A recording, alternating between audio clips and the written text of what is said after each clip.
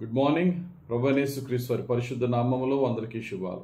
ఈరోజు మన అనుదిన ఆత్మీయ ఆహారంగా సామెతల గ్రంథం 2వ అధ్యాయం 8వ వచనాన్ని ధ్యానించుకుందాం. న్యాయము తప్పిపోకుండా ఆయన కనిపెట్టును, తన భక్తుల ప్రవర్తనను ఆయన కాచును. చదవబడిన వాక్యంలో చూస్తే దేవుని యందలి భయభక్తులు గల వారి ప్రవర్తనను సంరక్షించి కాచే బాధ్యత ఆయనే తీసుకుంటాడట. దీన్ని బట్టి మనము తెలుసుకోవాల్సింది సత్యం ఏంటంటే, మనము నీతిగా, యథార్థంగా, పరిశుద్ధంగా నడవాలని ప్రయత్నించినా అది మన శక్తికి మించినది. ఒక వ్యక్తి దేవుని బాటలో దేవునికి ప్రీతికరంగా నడవడం అనేది ఆయన మీద ఆధారపడి ఆయనకి ప్రార్థన చేసుకున్నట్టు ద్వారా ఆయన ఇచ్చు కృపలోనే మనం పవిత్రంగా ఉండగలం. కీర్తనకారుడు 37వ కీర్తన 23వ వచనం దావీదు భక్తుడు అంటారు, ఒకని నడత యెహోవా చేతనే స్థిరపరచబడును, వాని ప్రవర్తన చూచి ఆయన ఆనందించును. ఒకని యొక్క నడత యెహోవా చేతనే స్థిరపరచబడును. కనుక మనం దేవుని ఎక్కువ అడగవలసింది ఏంటంటే, ప్రభువా నీకు కావలసిన పరిశుద్ధతలో నేను నిలుచులాగున, నన్ను శోధనలో, బాధల్లో, ఈ లోక ఆకర్షణలో నేను తొట్రుపడకుండులాగున నీ శక్తిని నాకు ఇవ్వా, నీ కృపతో నన్ను రక్షించు ప్రభువా. నీ ఆత్మతో నన్ను నడిపించినప్పుడు నేను శరీర క్రియలను నెరవేర్చను ప్రభువా. శరీరం నన్ను ఎంత శోధించినా నీ పరిశుద్ధాత్మ నాలో బలంగా పనిచేసినప్పుడు ఈ శరీర శోధనలకు దేనికి నేను మలినం కాను ప్రభువా అని దేవుడిని అడుగుదాం. దేవుడు ఖచ్చితంగా సహాయం చేస్తారు. గలతీయులకు రాసిన పత్రిక 5వ అధ్యాయము 16వ వచనంలో పౌలు భక్తుడు అంటారు, నేను చెప్పినదేమనగా ఆత్మానుసారంగా నడుచుకొనుడి, అప్పుడు మీరు శరీరేచ్ఛను నెరవేర్చరు.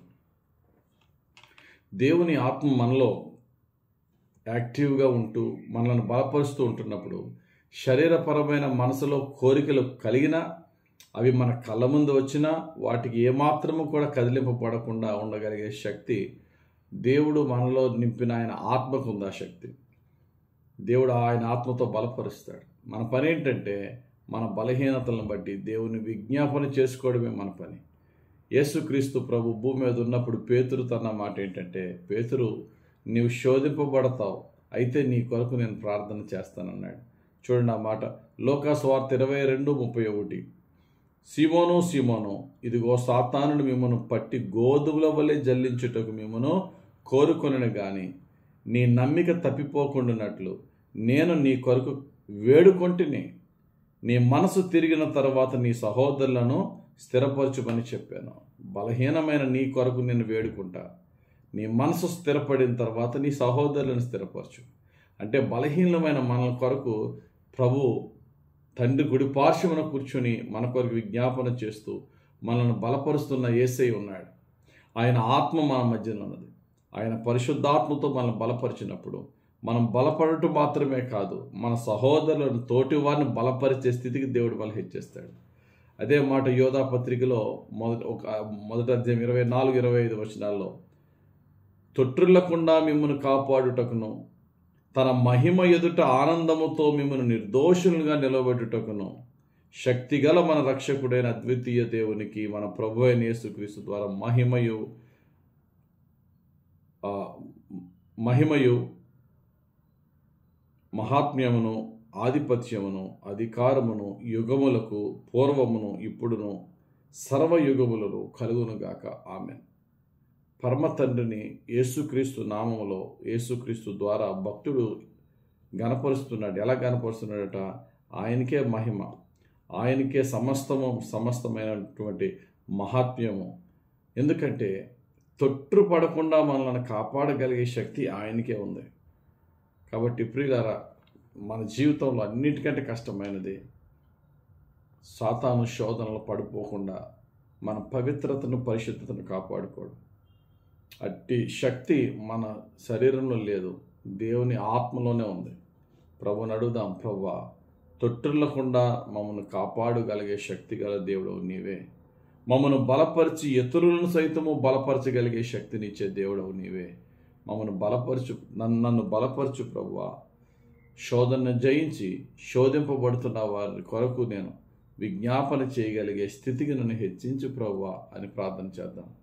ఖచ్చితంగా మన యేసయ్య తాను శోధింపబడి శోధన జయించాడు కనుక శోధనలో ఉన్న వారికి సహాయం చేయగలవాడై ఉన్నాడని హెబ్రీయులకు రాసిన పత్రిక 2వ అధ్యాయం 18వ వచనంలోను, హెబ్రీయులకు రాసిన పత్రిక 4వ అధ్యాయం 15, 16, 17 వచనాల్లోను దేవుడు ప్రభువైన యేసయ్య మనవలే శోధింపబడి ఆ శోధన జయించాడు. శోధింపబడుతున్న వారికి ఆయన సహాయం చేసేవాడై ఉన్నాడని చెప్తున్నారు. కాబట్టి ఈరోజు మన యొక్క ప్రతి శోధన యేసయ్య పాదాల యొద్ద పెడదాం. యేసయ్య ద్వారా కృప పొందుకుందాం. పరిశుద్ధాత్మ శక్తిలో శోధన జయిద్దాం.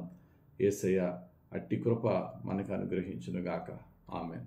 పరిశుద్ధుడా, ప్రేమ కలిగిన తండ్రి, లోకాకర్షణలు మమ్మల్ని ఆకర్షిస్తూ ఉంటుండగా, అనేకమైన శోధనల మధ్య మేము నివసిస్తుంటుండగా యేసయ్య తొట్టులకుండా మా పాదములను కాపాడగల శక్తి గల దేవుడు నీవై ఉన్నావు తండ్రి. నీ భక్తులను ప్రభువా పరిశుద్ధంగా జీవింప చేయటానికి తండ్రి, నీ భక్తులను ప్రభువా వారి ప్రవర్తనను నీవే కాచువాడు అని చదువుకుని ఉన్నావు. ఈ విధంగా అయా నీ భక్తులమైన మమ్ములను, మా ప్రవర్తనను, మా రక్షణ జీవితాన్ని మీరే కాచి కాపాడి రక్షించి పరిశుద్ధంగా మమ్మలను జీవింపచేసి నీ కృపతో రక్షించమని, యేసయ్య నీ రక్తముతో మమ్మలను కప్పమని, మమ్మల్ని రక్షించి శుద్ధి చేయమని, యేసయ్య మేము బలం పొందుకొని సాతాన్ని జయించి శోధింపబడుతున్న వారికి అయా ఏ విధంగా నువ్వు పరిచర్య చేస్తున్నావో నీ బిడలముగా మేము పరిచర్య చేసేవారిగా మమ్మల్ని దీవించమని యేసుక్రీస్తు వారి పరిశుద్ధ నామంలో ప్రార్థించి వేడుకొనుచున్నాం తండ్రి. ఆమేన్. తండ్రి, కుమార, పరిశుద్ధాత్మ దేవుని అభిషేకం హెచ్చుగా మనపై దిగివచ్చి మనల్ని రక్షించి విమోచించి పరిశుద్ధపరిచి దీవించును గాక. ఆమేన్. God bless you. Have a very blessed day.